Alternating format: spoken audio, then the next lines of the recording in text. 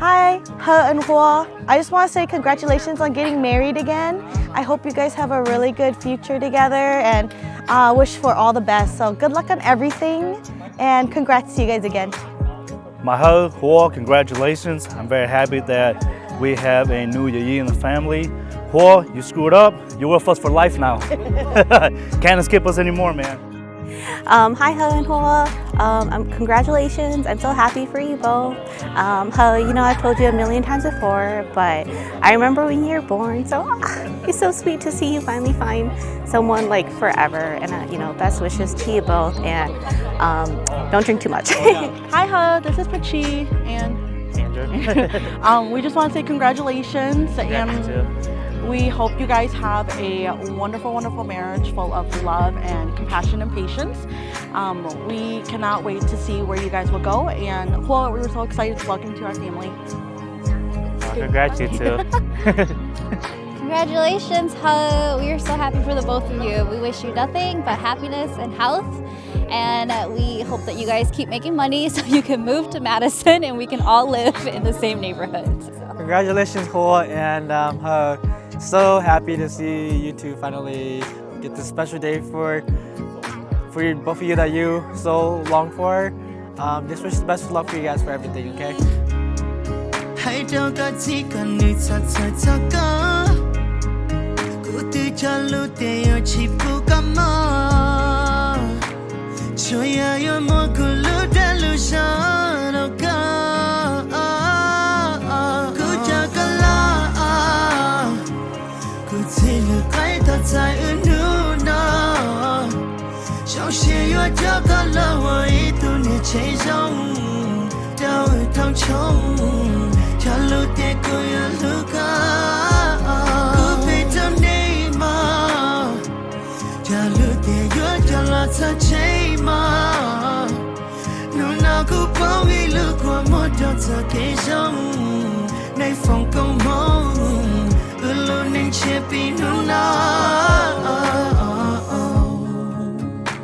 Chuyện đưa cho cô ta lần gì cả, những lưu ý chỉ在trái tim chỉ một đứa ba, taใจcứใจเต้นlần đã cứ một đứa na,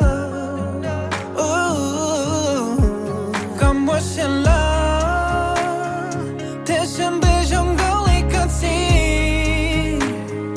จงเลยกันเนี่ยเท่ากันละสิถ้าอยู่ไม่ยอมต้องอยู่เพื่อ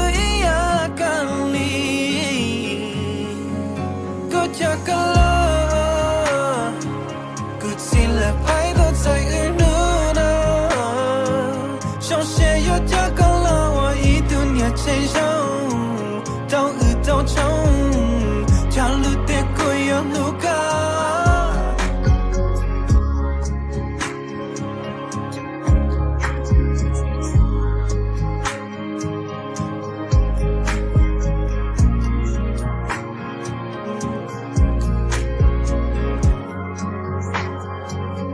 Cho tua mu thiên tu mi đi sen rau nó cho tua gió chê cho thiên trà thì cu nhà cu chi nhà nâng nung đá ba chê yo cho mu cho cu nhà cu chi nhà nâng nung cơ đi gò lu mông bùa ta kể rằng nay phòng công mong luôn nên che bị nụ nói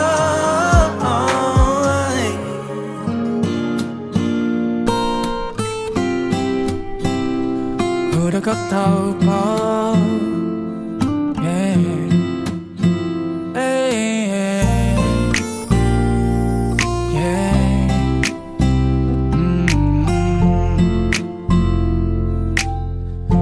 có thể để lo cho của tôi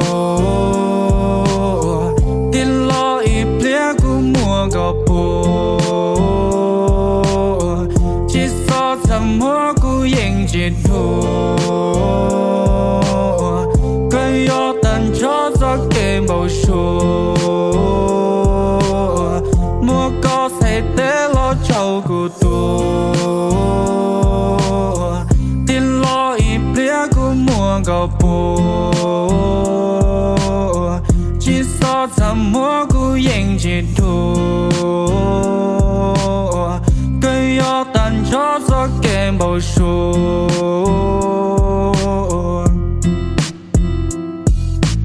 mua thân cho lu xiên nó bù trầu có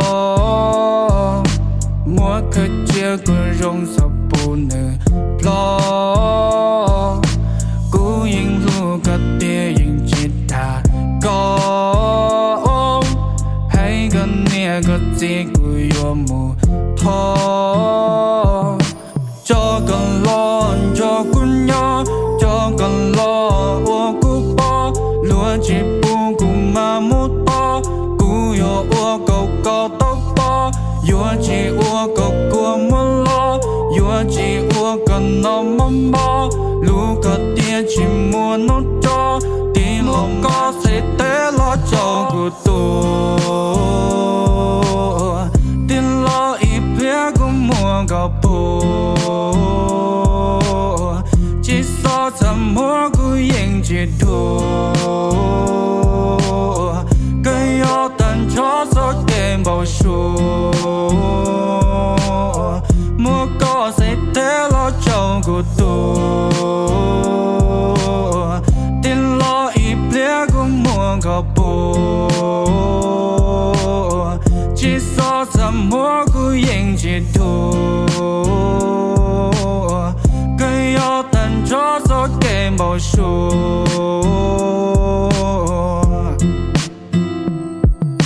cho cần lo cho quân nhỏ cho cần lo ô cú bo lúa chỉ bu cùng mà mút bo cú yo ô cầu cầu tóc bo yo chỉ ô cầu cua muốn lo yo chỉ ô cần nó mắm bo lúa cất tia chỉ muốn nốt cho tí lo cú của con.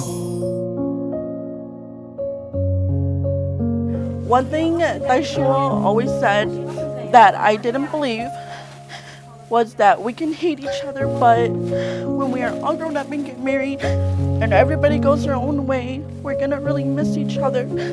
And I didn't believe her, but now I do. Nó nó có sợ cái mồ có nó nên chỉ có một sự sống á, mồ anh ấy sẽ xịt luôn ấy. Bây giờ tôi theo vào á, có mồ xịt đấy thế.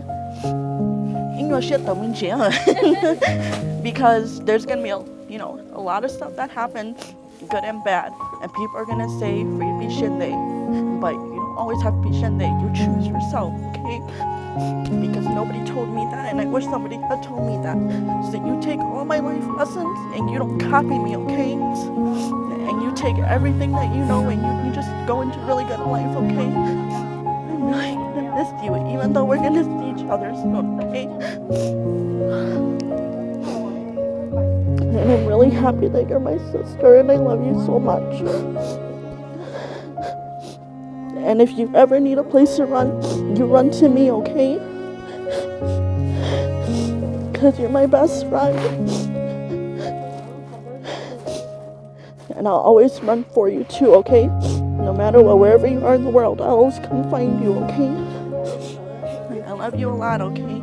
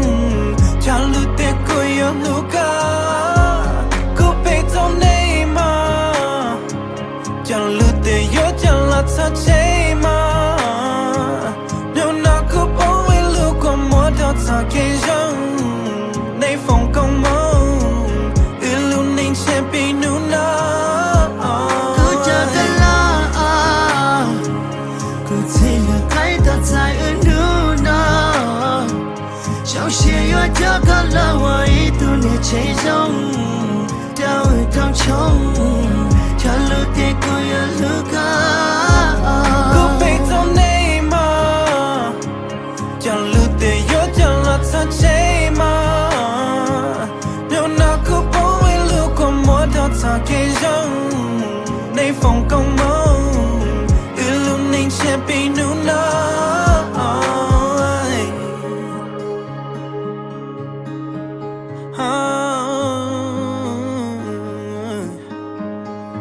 hứa come love